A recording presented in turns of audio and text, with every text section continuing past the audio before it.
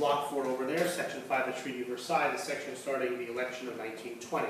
1920 is an election year. Woodrow Wilson, felled by his stroke, has these ridiculous ideas that he is going to personally run for president again, but that did not last very long. He was completely unable to do so. So the Democrats had to nominate somebody new, and they had some trouble figuring out who to nominate. But the difference between northern progressive Democrats and southern conservative Democrats led the Democrats to find a compromise candidate. This is James M. Cox.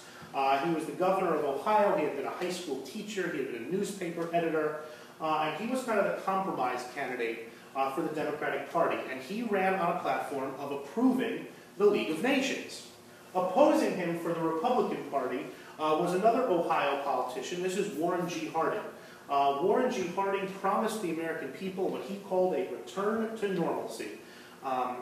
After the kind of upheavals of progressivism and the upheavals of the war, Harding said, let's just get back to business. Let's stop all of these new experiments. Let's stop all of these, drafts and committees and meatless Thursdays and the war. And all. He said, let's just focus on us.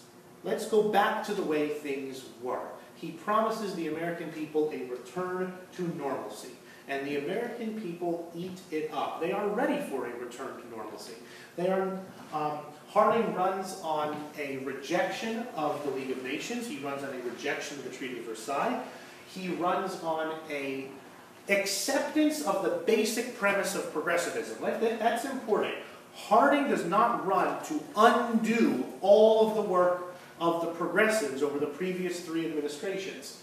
What Harding promises to do was kind of stop and take a minute to see where we were as a country. He did not promise to roll all of progressivism back. There were certain parts of progressivism he did not like, and he did argue that they should be changed or rolled back, but he did not argue for a return to American laissez-faire government that had been the case in the 1890s. Progressivism had won. And it was the changes that the progressives brought about were, in general, here to stay. They would change around the margins before growing again in the 1930s. But candidate Harding, who would become President Harding, argues for a return to normalcy. And as you can see from the electoral map, where the red represents Harding, the country agrees. All James Cox carries, really, is that solid Democratic South who never votes for Republicans anyway.